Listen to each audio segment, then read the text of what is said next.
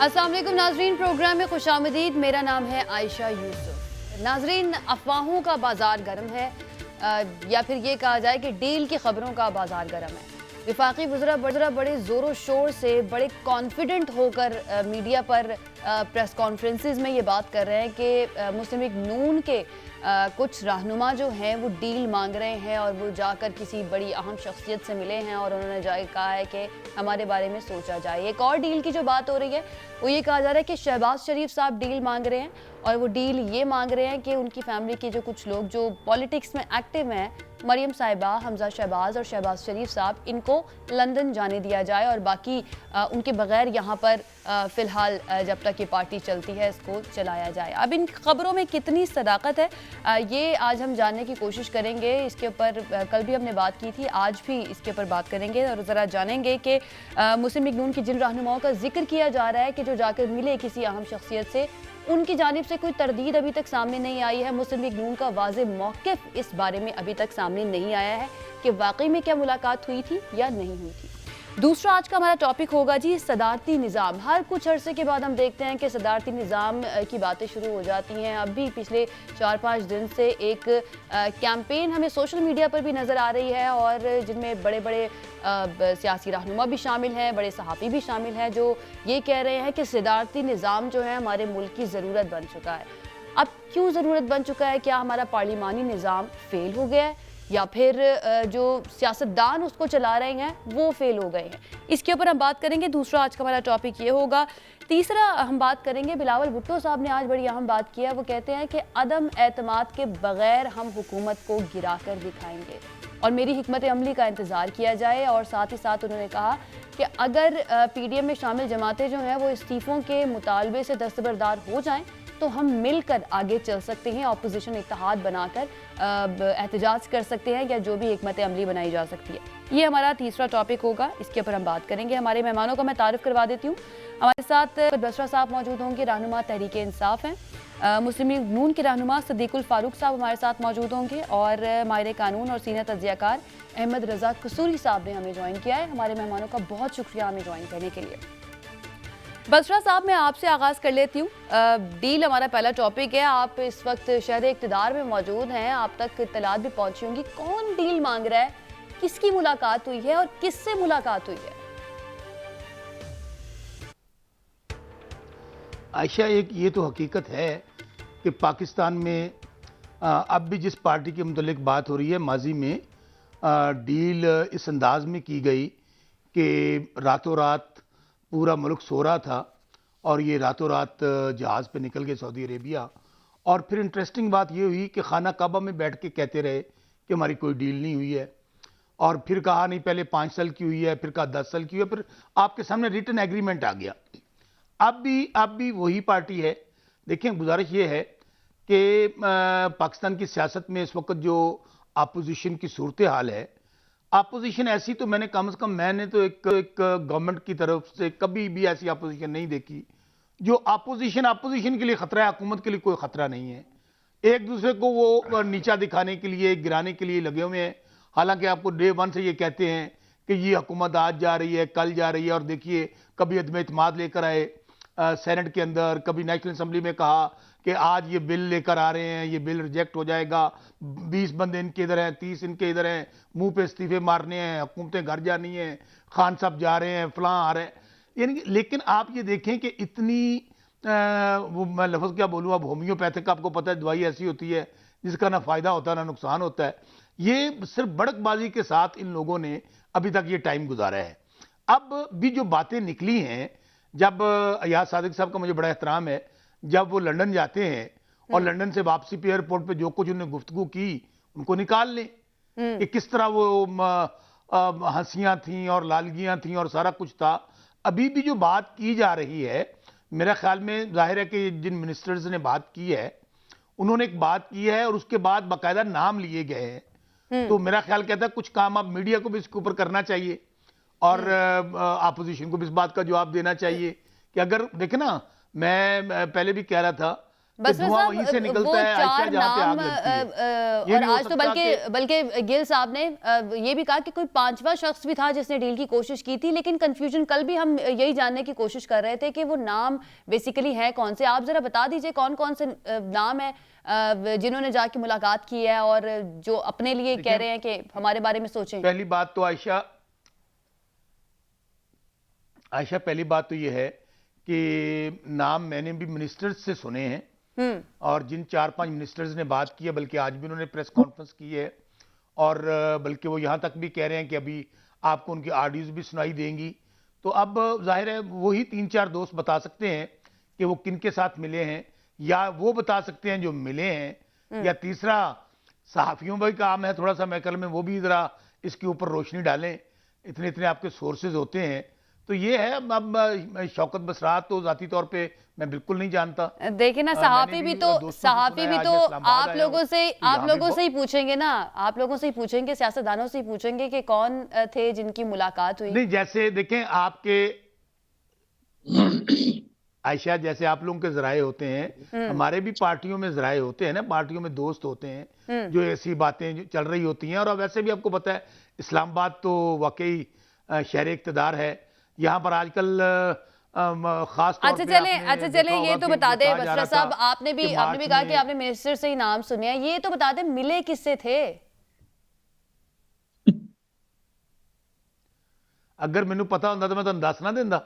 देखे ना आप कितनी मासूम बन के पूछ रही हैं। मैं तो आपको ये कह रहा हूँ कि आपने मुझे भी तो नामों का मासूम बन के जवाब दे दिया ना नामों का भी बसरा मैंने साहब। टेलीविजन से सुना है।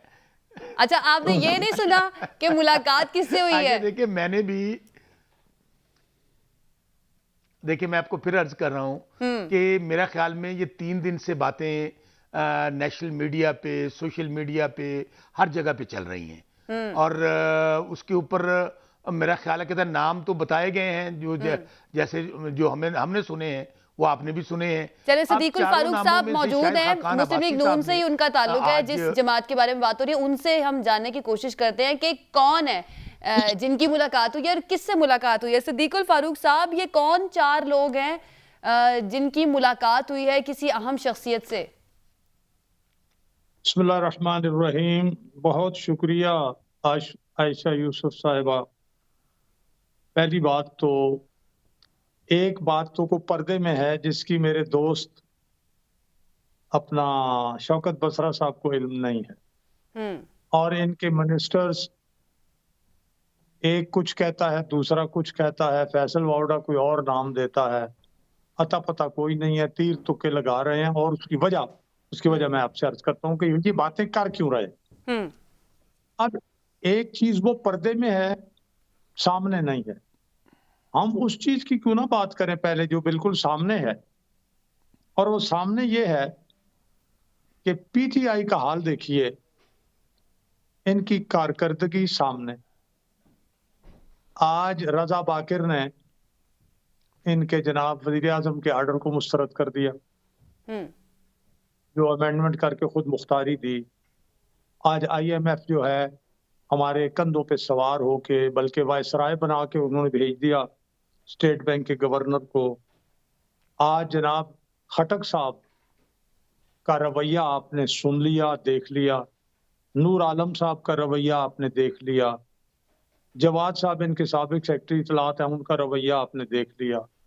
आज इलेक्शन कमीशन ने वो 8 वॉल्यूम्स जो उन्होंने स्क्रूटनी कमेटी के सीक्रेट उसने रखे थे, वो भी सामने कर दिए कि लो जी इनको जारी कर दें और ये पब्लिक करें। उनमें जो कुछ आएगा वो भी आप देख लीजिएगा।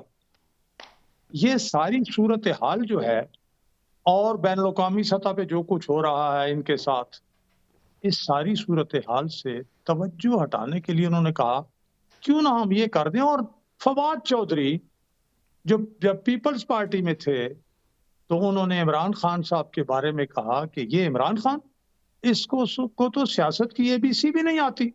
और अगली जो बात उन्होंने अमेरिका की एक अदालत के हवाले से की थी वो मैं नहीं करूंगा, छोड़, वो अच्छी बात नहीं है। अच्छा सदीकुल फारूक साहब, आपकी जमात इस पर कोई वाज़ेह मौक़िफ़ दे देना, ये जिन 4 लोगों की बात हो रही है, कोई तरदीद कर दे या ये कह दे कि कोई हुई है मुलाकात या नहीं हुई है मुलाकात, ताकि इस चीज से हम आगे बढ़ जाए।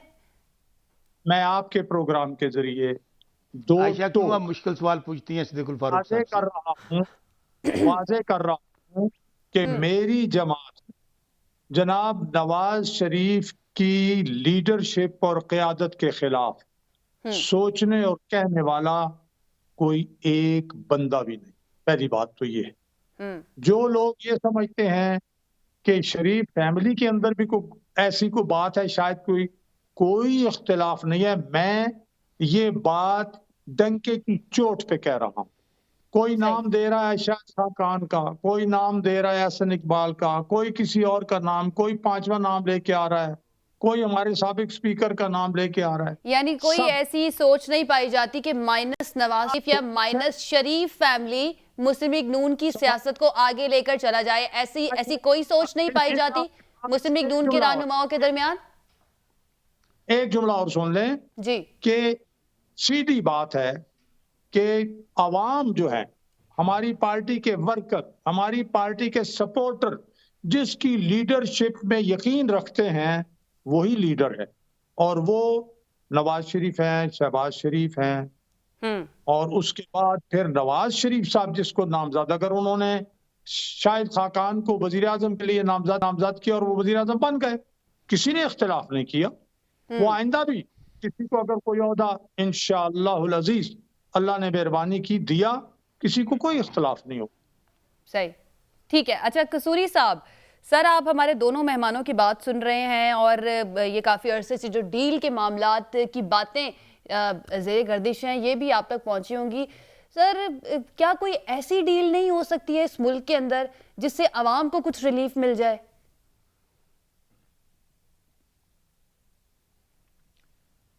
देखें, बात यह है कि हर एक जो सियासतदान होता है उसके दो पहलू होते हैं।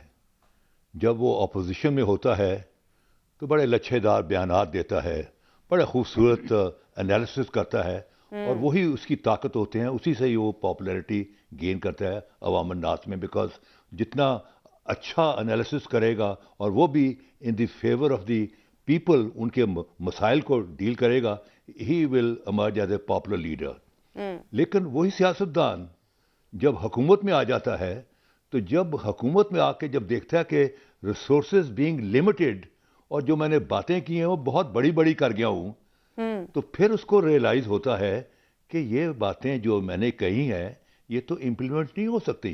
ये रिसोर्सेज तो वो वहीं के वहीं खड़ी हुई हैं, और रिसोर्सेज जो होती हैं उनको बिल्टअप करने में ईयर्स लग जाते हैं, प्लानिंग करनी पड़ती है, माइंड यूज करना पड़ता है। अब चीज़ ये है कि इमरान खान साहब ने बड़ी बड़ी बातें की, कहा कि मैं एक जो है करोड़ जॉब्स दूंगा। He had every right, he was the prime minister of the country, but that slogan turn out to be complete flop. का 50 लाख घर बना के दूंगा, अभी तक मेरे ख्याल को शायद 15-20 हज़ार भी घर नहीं बने। It turn out to be a flop. फिर आपने देखा कि अपना जो लॉ एंड ऑर्डर्स को करूंगा, तो लॉ एंड ऑर्डर्स को आप देखें कि आप अपने लोग देखें कि मोटरसाइकिल पर लोग आ रहे हैं, ख्वातीन के पर्सेस छीन रहे हैं, एक शख्स 70 लाख रुपया बैंक से निकालता है और दो जो हैं डाकू अंदर ही बैठे हुए हैं, वो उसको चेस करते हैं, उसको शूट करते हैं और 70 लाख भी ले जाते हैं। एक लड़की जो है इस्लामाबाद में, वो तो अब खुद मान रहे हैं कि हम एहतसाब होता हुआ नजर नहीं आ रहा। एहतसाब की बात की कि मैं इनकी हड्डियों में से निकाल लूंगा, तो हड्डियों में से तो निकला होता तो डेफिनेटली मुल्क के माशी मसाइल अच्छे होते। और अभी लास्टली ये जो मरी में हुआ, ये जो इनका जो टूरिज्म का जो एक ख्वाब था कि मैं टूरिज्म को बिल्टअप करूंगा, अब जिन ममालिक में आप अपने पहाड़ों को, अपनी वादियों को, अपने दरियाओं को सेल कर रहे हैं, उन मुल्कों में जब ये खबर पहुंच जाएगी कि 25 आदमी जो हैं वो मारे गए कि इनके पास वो फैसिलिटी नहीं थी उसी रियासत के पास कि उनको रेस्क्यू करने की, तो कौन आएगा जी आपके मुल्क में?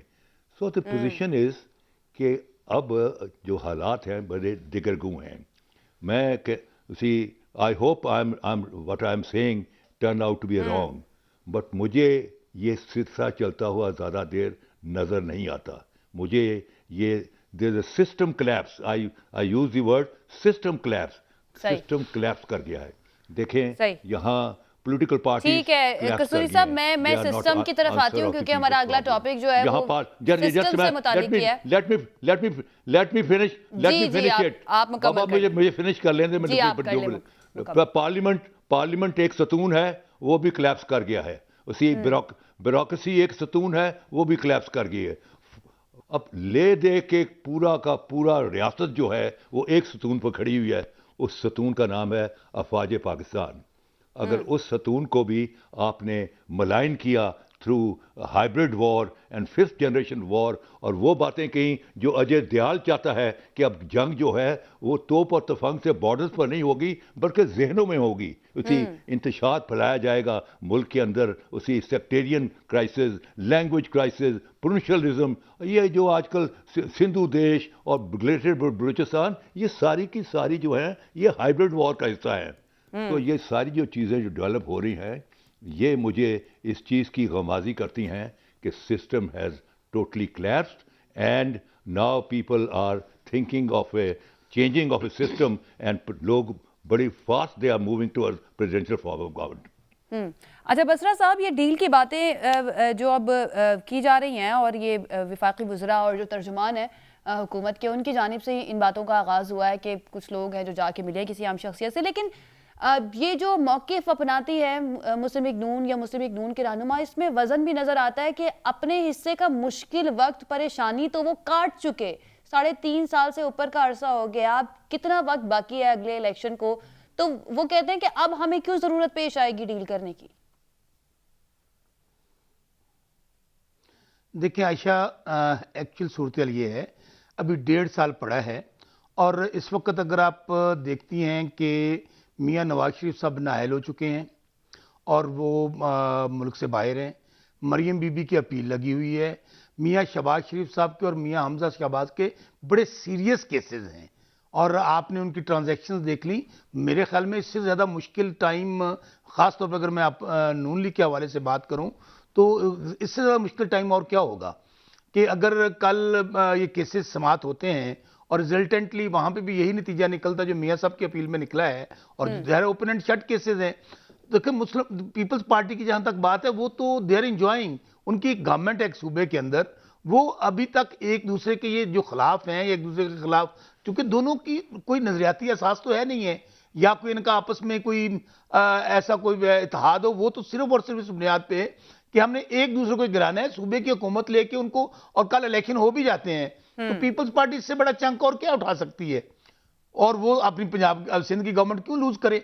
सो इस वक्त मुश्किल सूरत हाल तो है कि अगर इनको कोई रेस्क्यू मिलता है, जैसे ये बार बार कह रहे थे कि हम इस्तीफे कर दे देंगे, इस्तीफे मुंह पे मार देंगे, पार्लियामेंट टूट जाएगी, जब पार्लियामेंट खत्म हो जाएगी तो इलेक्शन करवाना पड़ेगा, वो भी काम खत्म हो गया, इस्तीफे नहीं दिए गए, ना कोई लोग इनके माने, बल्कि जिन्होंने दो ने दिए वो वापस बड़ी मिन्नतों तरलों से हुए।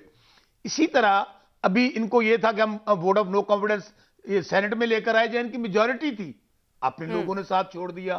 सो ये मायूसी की सूरत हाल तो है कि अगर इन सूरत हाल से निकलना है तो वहां पे हमें कोई ना कोई आउट ऑफ द बॉक्स कोई सोल्यूशन निकालना पड़ेगा। हमारी, फिर मैं आपको अर्ज करूं, हमारे लिए तो इन्होंने हर रात ये सोते हैं और ये सुबह उठते हैं तो कि असेंबली नहीं होगी, इमरान खान के 20 लोग हमें छोड़ गए, 30 हमारे पास आ गए, अभी आपने देखा ज्वाइंट सेशन जब बुलाया इन्होंने कहा इनके पास बिल पास नहीं होंगे, अगर बिल पास नहीं होते तो ये इत्मीनान खो जाएंगे। तो वो ना ये अदम इत्मीनान लाने में कामयाब हो सके, ना ये लोगों को बाहर निकालने में कामयाब हो सके। देखे ना जलसा, लेकिन इसका शोर हुकूमती वुज़रा क्यों मचा रहे हैं? हुकूमती वुज़रा का आजकल जो जोर है ना वो डील की बातों के ऊपर है कि ये मुस्लिम लीग नून के लोग जो हैं वो डील करने की कोशिश कर रहे हैं। आपको नहीं लगता कि इससे बड़े इश्यूज हमारे मुल्क के अंदर मौजूद हैं जिसके ऊपर बात होनी चाहिए? ये सेकेंडरी इशू है कि डील हो रही है या नहीं हो रही। आयशा, इसमें देखें, इसमें जाहिर है साइड बाय साइड सारी चीजें चलती हैं पॉलिटिक्स के अंदर। डेफिनेटली हुकूमत की सबसे बड़ी जिम्मेदारी अवाम के जानो माल का तहफ़्फ़ुज़ है, उनको फैसिलिटेट करना है। ये जो महंगाई का इशू है इसको हमने कंट्रोल करना है, और ख़ास तौर पे अभी देखिए किसानों के लिए हमने जहां बहुत अच्छी उनको फसलों के रेट दिए, साइड पे खाद का बड़ा बहरान आ गया। यूरिया वाला, उसको हम हल कर रहे हैं, हमने सब्सिडी नीचे दी है, जिम्मेदार तक उसके असरात नहीं पहुंचे, चीजें तो हैं, लेकिन आप किस तरह आप चीजों को जब इतनी बड़ी सर जिस चीज का नोटिस लेती है ना ये हुकूमत, चीजें चल रही हैं पॉलिटिक्स उस चीज की शॉर्टेज हो जाती है, बिजली, चीनी, गैस, और अब खाद का नोटिस लिया, इस पर तो बाकायदा इजलास हुआ था, अब इसकी भी शॉर्टेज हो गई है। अब लोग कहते हैं कि अल्लाह करे कि ना ही नोटिस लें किसी चीज से, अगर कोई चीज बची हुई है नोटिस लेने से। तो मतलब आपने भी वैसे ये चीज नोट की है बसरा साहब कि जिस चीज का नोटिस दिया जाता है वो ज्यादा जो है उसकी शॉर्टेज हो जाती है। अच्छा आयशा यूसुफ, मैं ये समझ रहा था कि जो पॉजिटिव चीजें हैं, जो हमारी गवर्नमेंट की अच्छी चीजें चल रही हैं, उनको भी आप हाईलाइट करेंगी। आपने वो तमाम चीजें बताई जो नेगेटिविटी में जा रही हैं। अगर आप इसके साथ साथ ये भी कहती कि आपका जो इस वक्त कंस्ट्रक्शन वाला फील्ड है अच्छा जा रहा है, आपकी एक्सपोर्ट्स अच्छी जा रही हैं, आपके जिम्मेदार के फसलों को रेट अच्छे मिले हैं, लेकिन आपने सारी डार्क पिक्चर दिखाई है। देखिए मैं फिर अर्ज करूं, मसाइल हैं, इश्यूज हैं, इसमें कतई दो राय नहीं है। मेरा तल्लुक जनूबी पंजाब के सबसे पसमानदा जिला भावल नगर से और उसकी भी तहसील फोडाबाद और अरुणाबाद से मैं हूं। मुझे गली मोहल्ले से वो लोग, और उसका जब तक नीचे तक असर नहीं जाएगा, जो हमने अभी चीजें इंट्रोड्यूस की हैं, हेल्थ कार्ड है, अभी जो डायरेक्ट सब्सिडाइज कर रहे हैं चीजों को, एहसास प्रोग्राम है, कामयाब नौजवान प्रोग्राम है, इसी तरह हमने ये जो अभी इंफ्रास्ट्रक्चर के लिए फंड्स वगैरह दिए हुए। जाहिर है जब तक ये नीचे से लोग मुतमिन नहीं होंगे, नीचे से ये आवाज नहीं आएगी, तो दिहाड़ीदार आदमी के लिए, मजदूर आदमी के लिए और सैलरी वाले बंदे के लिए मसाइल हैं। अच्छा बसरा साहब आप जो है, और उसके लिए बसरा साहब आप बड़ा करीब रहते हैं लोगों के, आप जो है एग्रीकल्चर से भी आपका ताल्लुक है, आपने बताया हुआ है, तो आप अपने ईमान से बताइए, क्या लोग निचली सतह पर जिनकी आप बात कर रहे हैं कि वो आपको सेटिस्फाई नजर आते हैं हुकूमती परफॉर्मेंस से, मुतमईन नजर आते हैं? ये कंस्ट्रक्शन सेक्टर की आपने बात की, कसूरी साहब ने आपको याद दिलाया वो 50 लाख घरों की बात। 3.5 साल हो गए हैं सर, कितने घर बने और क्या अगले 1.5 साल के अंदर 50 लाख घर मुकम्मल हो जाएंगे? आयशा, एक साइड ये है जो आप मकानों की बात कर रही हैं, जो गवर्नमेंट कह रही थी हम प्रोवाइड करेंगे। दूसरी हम जो कह रहे हैं कि जो कंस्ट्रक्शन इंडस्ट्री है उनको जो फैसिलिटेट किया, आप उसकी बात नहीं कर रही हैं। आप यकीन मानिए कि इस वक्त कंस्ट्रक्शन में लोग रियल एस्टेट में बहुत अर्न कर रहे हैं, कंस्ट्रक्शन इंडस्ट्री बहुत फ्लोरिश कर रही है। आप जो बात कर रही है, मैं वो तो हमारे वजीर आज़म मानते हैं कि हमें अगर कोई परेशानी है, हमारे लिए कोई मसला है, हमारे लिए कोई टेंशन है, तो वो ये है कि हमने अवाम को किस तरह सहूलत फराम करनी है जो मसाइल में है। आप देखें ना, 70 साल, मुझे आयशा यूसुफ पर आप कहते हैं हम लोग माजी में चले जाते हैं, या आमरीयत रही या दोनों पार्टियां रही, मैं खुद भी पीपल्स पार्टी में रहा। मुझे पता है इमरान खान का कितना हिस्सा है या तहरीक इंसाफ का कितना हिस्सा है कि अगर तमाम इदारे तबाह बर्बाद हुए हैं, अगर हमें विरासत में $32,000 के कर्जे मिले हैं, हम तो नहीं जाना चाहते थे IMF के पास।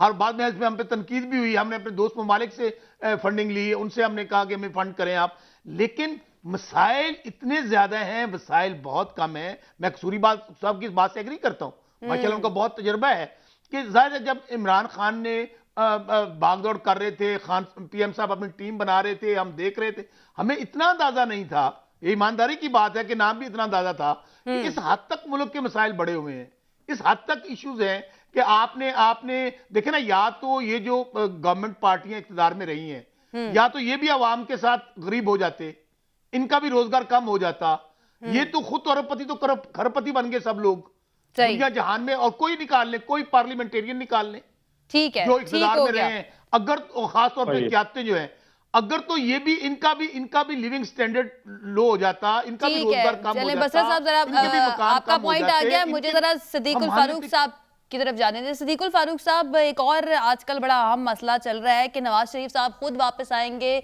या फिर उनको लाया जाएगा, क्योंकि हुकूमत बहुत संजीदा नजर आ रही है और उसके ऊपर वो कह रहे हैं कि हमने इकदामात भी शुरू कर दिए हैं, बरतानिया के साथ मुआहिदा, शहबाज शरीफ साहब के खिलाफ कार्रवाई।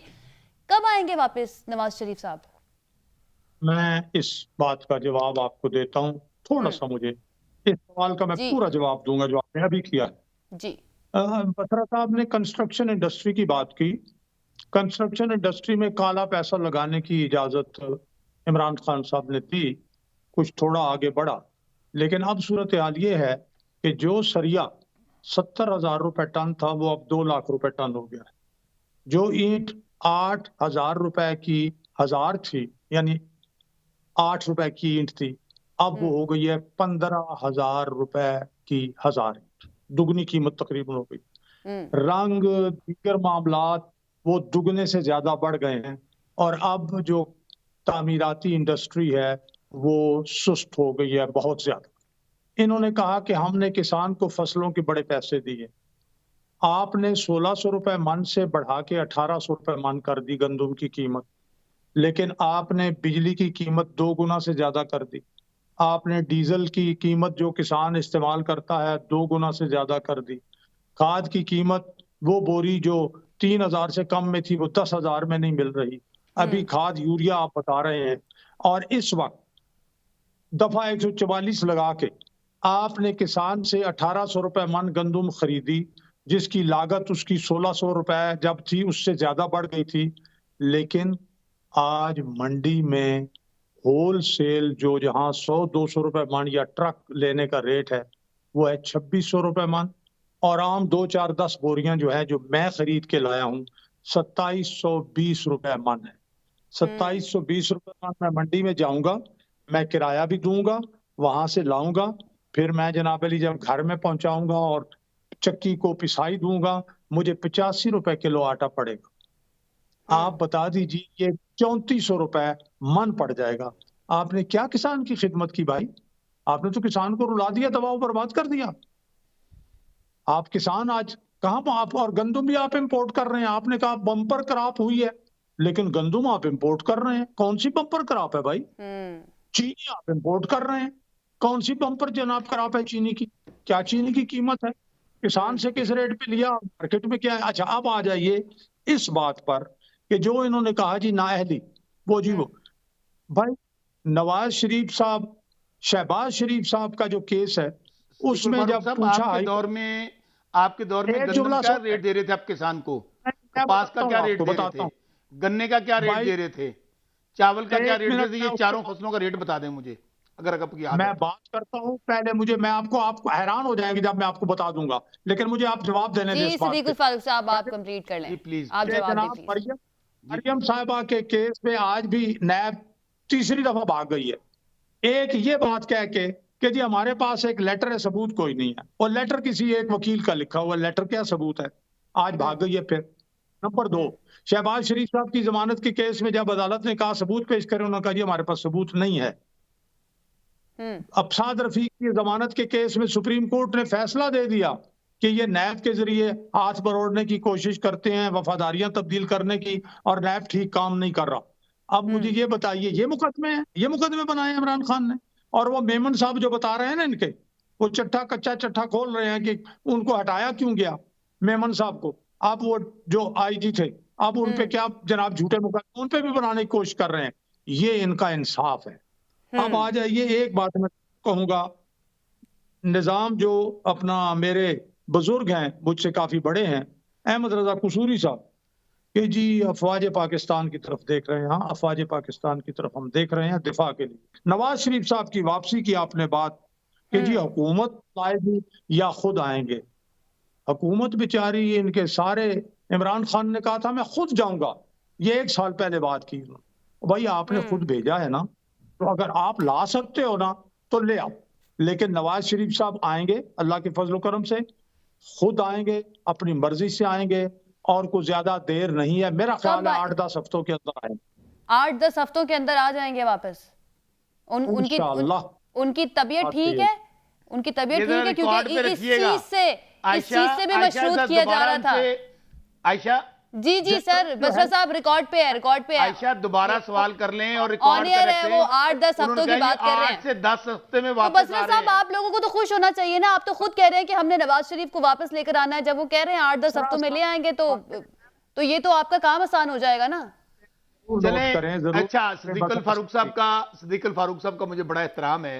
1 मिनट सदीकुल फारूक साहब, आपको पता है कि सदीकुल फारूक साहब ज्यादा, मैं इनको मोतबिर कहूं या मियां शहबाज शरीफ साहब को, जिन्होंने एफिडेविट दिया था कोर्ट के अंदर कि मियां साहब जो हैं वो 2 महीनों बाद वापस आ जाएंगे, बताइए मुझे।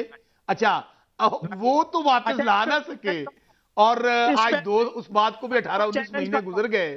सदीकुल फारूक साहब, आप ये कह रहे हैं पे मैं सुन तो बसरा लेना, साहब को सुन तो ले। चैलेंज, अब सिद्दीकुल फारूक साहब ये कह रहे हैं कि जी कोई चैलेंज इसी कर रहे हैं पर सिद्दीकुल फारूक साहब? बसरा साहब आप वो हम तो सुन कह रहे हैं लें, कि 8-10 क्या हफ्तों क्या में कह आ रहे हैं जाएंगे। सिद्दीकुल फारूक साहब? आप क्या क्या क्या चैलेंज दे रहे हैं बसरा साहब को?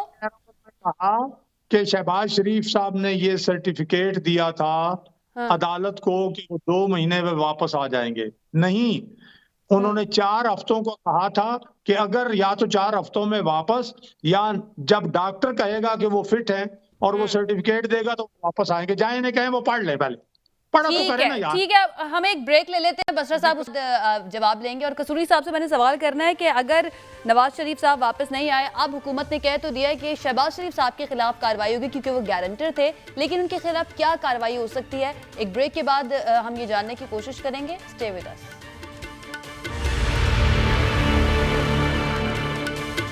जी नाजरीन, ब्रेक के बाद खुशामदीद।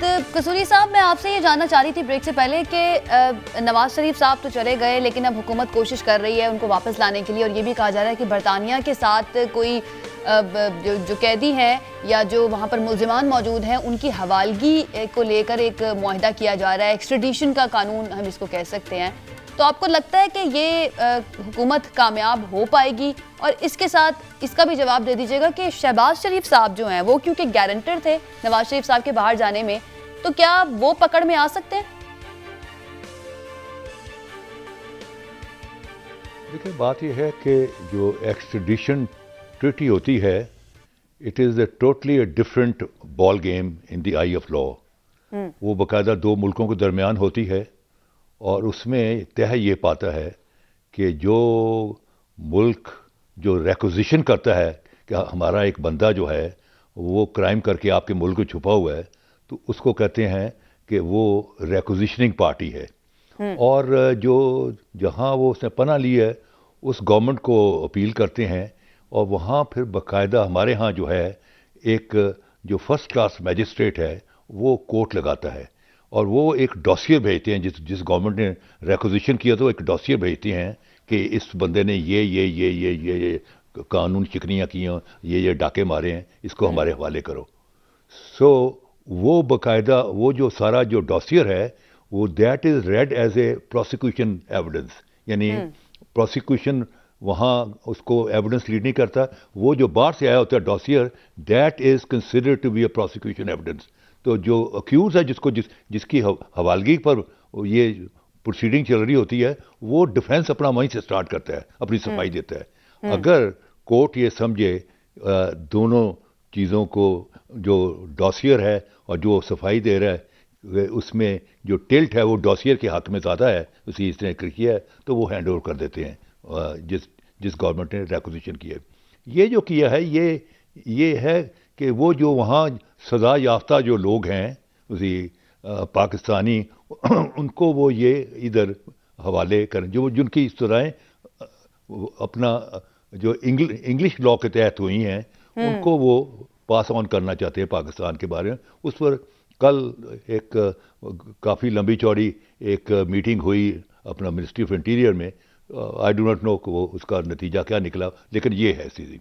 अब coming back to the Pakistan politics, let me tell you Ayesha, मैंने इस मुल्क को अपनी आंखों के सामने टूटते देखा है। मैंने इस मुल्क को किताबों के ज़रिए, अदारियों के ज़रिए, सुनी सुनाई बातों से नहीं बल्कि अपनी आंखों के सामने टूटते देखा है। मैं वाहिद आदमी था जो अपने ज़मीर की आवाज़ पर 3 मार्च 1971 को ढाके गया इस मुल्क को बचाने के लिए। अगर वो सेशन हो जाता तो आज हंसता बसता पाकिस्तान एक होता।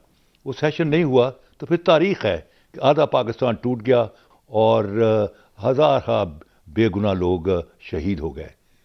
खुदा की कसम मुझे कोई उस किस्म की हालात कर नज़र आ रहे हैं। यहाँ आप आइन की लगे हुए हैं, उस वक़्त भी आप आइन के चक्कर में पड़े हुए थे।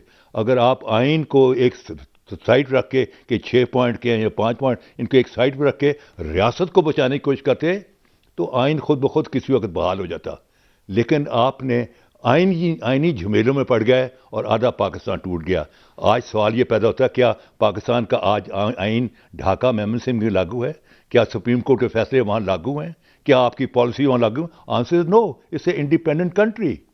सो चीज़ ये है कि मैं जब देख रहा हूँ बड़ी डेप्थ में देख रहा हूँ मुझे, और मैं जब देखता हूँ तो मुझे ये जो जो जो अपने खिलाड़ी हैं सियासी, मुझे इनसे ज़्यादा कोई गैर जिम्मेदार नज़र नहीं आता।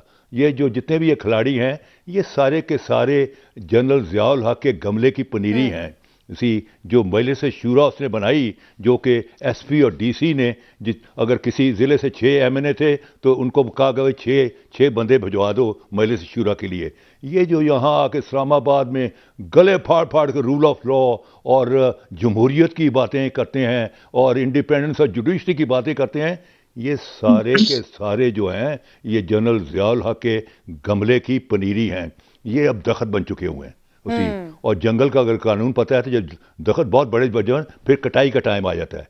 अब इनकी कटाई का टाइम आ गया है, ये कटने वाले साहब सिस्टम फेलियर की बात कर रहे हैं, तो क्या सदारती निजाम इसका मुतबादिल है जिसके बारे में आजकल बातचीत की जा रही है, या जिसके बारे में आजकल बड़े जोरों शोर से हमें एक कैंपेन नजर आ रही है? मुझे अगर मुझे अलाउ करें, अगर मुझे सुनने के लिए आप अलाउ करें, और मैं जो कह रहा हूँ ये मेरी अपनी सोच है जी जी, और लेट मी टेल यू कि मैं फिर कहूंगा कि I hope I am wrong. मुझे ये सिस्टम जो है वाइंड अप होता हुआ नजर आ रहा है मुझे वो सिस्टम वाइंड अप होता हुआ नजर आ रहा है। और आपको याद होगा कि जब इमरान खान ने ओथ ली थी अपना 2018 में, तो किसी जर्नलिस्ट ने कहा कि खान साहब आपके तो सारे 4-5 बंदों से वो भी मांगता कि आपने गवर्नमेंट आई है, आपकी गवर्नमेंट है, तो आपके खिलाफ वोट ऑफ कॉन्फिडेंस आया, फिर क्या? तो उसने कहा मैं भी जानता हूँ, उससे पहले मैं इस असेंबली को ही डिसॉल्व कर दूंगा। That power he has as a prime minister. इसी से पार्लियामेंट डिसॉल्व कराएंगे, फिर वो 90 दिन का इंटरिम सेटअप नहीं आ रहा, वो को 3 साल का जो है सेटअप आना है। मेरे सर कता कलामी की माजरत, ये सिस्टम फेलियर, इसको फिनिश मुझे फिनिश जी बाबा मुझे फिनिश कर लें दे। जी सर, 3-4 चीजें होंगी। नंबर 1 सदारती निज़ाम, एक कॉन्स्टिट्यूशन कमीशन बनाया जाएगा एंड दैट वो नोक पलक सही करेगा सदारती निज़ाम के, वो लाया जाएगा। नंबर 2 यहाँ जो बेरहमाना एहतसाब, क्योंकि इससे पहले जो था कि भाई आपके जनाब अंदर एयर कंडीशनर भी आपने लगाए हुए हैं, टेलीविज़न भी लगाए हुए हैं, अंदर से उनके बयानात भी छप रहे हैं और टीवी पर उनका ब्लास्ट हो रहा है, पब्लिसिटी ब्लास्ट हो रहा है। 30 जो हैं अपना लंच बॉक्सेस मैरियट से जा रहे हैं, उनके नौकर भी खा रहे हैं। अब जो होगा उनको सी क्लास में वो जुओं वाले अपना जो है कंबल पर लटाया जाएगा, एक जुओं वाला कंबल उनके ऊपर डाला जाएगा। अगले दिन बाल्टी में दाल आएगी और वो उनके छन्ने में डाल दी जाएगी। 3 दिन के बाद इनकी चीखें निकल जाएंगी, तीन दिन के बाद इनकी चीखें निकल जाएंगी और ये बुलाएंगे अपना सुपरिटेंडेंट जेल को कि हमारी चेकबुक के मुकाबले। ब्रूटल एहतसाब की आप बात कर रहे हैं कसूरी साहब, ये एहतसाब करेगा कौन? दूसरा आपने सिस्टम फेलियर की बात की, तो ये सिस्टम में खराबी है जिसकी वजह से सिस्टम फेलियर है, या फिर ये सियासतदानों का फेलियर है? बाबा यहाँ नहीं सिस्टम देखें, बात यह आप बड़े लिमिटेड फोकस में देख रहे हैं। मैं 50 साल से देख किसी पब्लिक लाइफ में, आप पैदा भी नहीं हुई थी जब से मैं पब्लिक लाइफ में हूँ। Please listen to me, I am very I praise you कि आप सवाल कर रही हैं, लेकिन please listen, I am very senior person, just listen to me. उसके बाद जो है अपना जो छोटे सूबे बनाए जाएंगे, क्योंकि हमारे यहाँ ये जो लिसान और सकाफत की बुनियाद पर सूबे हैं, यही लिसानी कौमियत और सकाफती कौमियत हमारे यहाँ जब आई, इसी से बांग्लादेश बना, इसी से आज सिंधु द्वीप की बात हो रही है, इसी से आज ग्रेटर बलूचिस्तान की बात हो रही है। ये सूबे तोड़ के लिसानी बुनियाद पर और सकाफती बुनियाद पर जो सूबे हैं, ये पाकिस्तान के लिए जहर कातिल हैं। छोटे सूबे बनाने पड़ेंगे अपना 12-14, ताकि कसूरी साहब मुझे एक सवाल करने दें, क्योंकि वक्त हमारे पास कम है, फिर मुझे बसरा साहब और सदीकुल फारूक साहब का भी इस पर पॉइंट लेना है। ये बता दीजिए, ये जो सदारती निजाम की आप बात कर रहे हैं, ये सदारती निजाम बनाएगा कौन? क्योंकि हमारे आइन की अगर हम बात करें उसके अंदर तो गुंजाइश नहीं है, वो तो सारा पार्लिमानी निजाम पर बेस करता है। ये सदारती निजाम बनाएगा कौन? ये किस तरह का होगा? इसको नाफिजुल अमल किस तरह से किया जाएगा? आप बात यह है कि आपने लेजिटिमेसी लेनी है ना। आपने लेजिटिमेसी, तो जफर अली शाह केस में क्या था आप उसको छोड़ दें, वो सारा that all can be managed, no problem, no problem. ठीक That all can be है managed. जी बसरा साहब, मैं सारी बातें मैंने बड़े गौर से सुनी है। मैं अच्छा, लीगली बातें सर, करता हूँ सीधी। जी जी बिल्कुल बिल्कुल हवाला जी। बातें नहीं बसरा करता। साहब आपने सुनी है कसूरी साहब की बात, वो कह रहे हैं कि इमरान खान साहब से ही असम्बलियां तोड़वाई जाएंगी, उसके बाद 3 महीने का सेटअप नहीं बल्कि अगले 3 साल का सेटअप आएगा और उसके अंदर जो जो चीजें होंगी आपने सुना। तो ऐसा कुछ हो सकता है या ऐसा कुछ नजर आ रहा है कि इमरान खान साहब खुद से असम्बलियां तोड़ दें? देखिए, पहली बात तो आयशा यूसुफ, पाकिस्तान के अंदर एक आइन मौजूद है, कोई काम भी गैर आइनी नहीं होगा। हम इंशाल्लाह जो आइन है और वो मुतफिका आइन है पूरी कौम का, उसके मुताबिक ही वजीर आजम, अभी तक आप देख लीजिए हमने ये हमारे खिलाफ जितना भी मूवमेंट चलाई है अपोजिशन ने, हमने कोई गैर आइनी काम नहीं किया। हम आइनी मामलात को आगे लेकर बढ़ेंगे।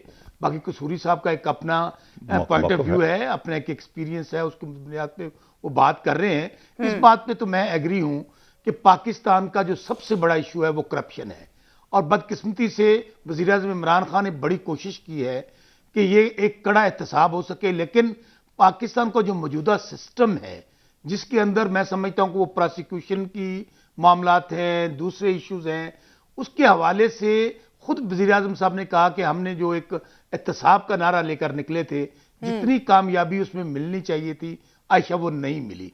उसके लिए रिफॉर्म्स की तो जरूरत है, तमाम इदारों में रिफॉर्म्स की जरूरत है, खा वो कोई भी इदारा है, उसके अंदर खा पार्लियामेंट है, उसको भी अपनी जाहिर लेजिस्लेशन करनी चाहिए। अच्छा बसरा साहब, विद इन द पार्टी क्या सदारती निजाम की बात हुई है कि ये एक ऑप्शन है, एक मुतबादिल के तौर पर?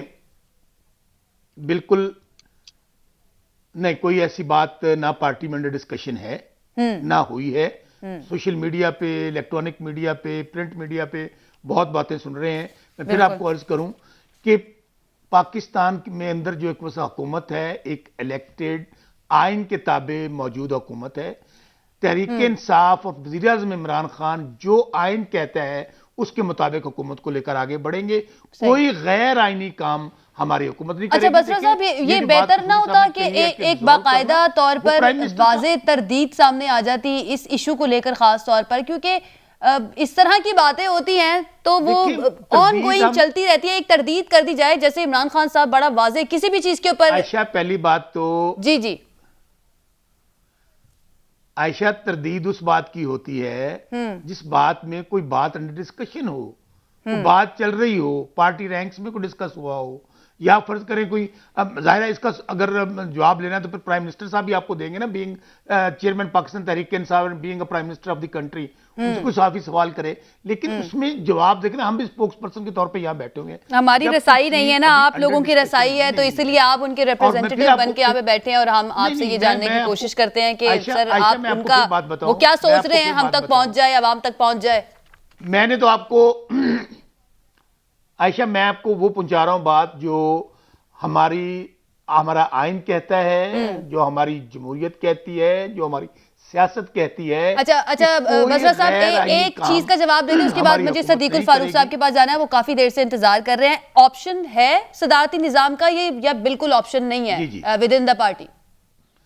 फिर मैं आपको आयशा, मैं फिर आपको देखिए, मैं आयशा फिर आपको बात कह रहा हूं कि मैंने तो आपको कोई इफ एंड बट लगाया ही नहीं है। मैंने आपको कहा है कि जो कुछ भी होगा आईनी तौर पर होगा, कोई गैर आईनी काम नहीं होगा। ठीक है सदीकुल फारूक साहब, आप काफी देर से कुछ कहना चाह रहे हैं, बताइएगा आप क्या कहेंगे इस सारी बातों पे, और सदारती निजाम के बारे में आपकी क्या राय है?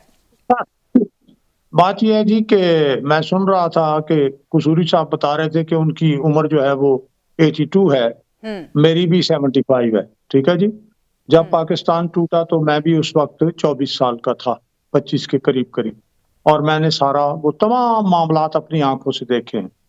कसूरी साहब की उम्र का एहतराम करते हुए मैं और ये वक्त टीवी पे थे 2009 में, और उस वक्त भी यही बातें कर रहे थे और कह रहे थे कि मुझे बड़ा ओहदा मिलेगा जब ये मामला होगा। इसी तरह की इन्होंने ये एग्जैक्ट यही बातें की।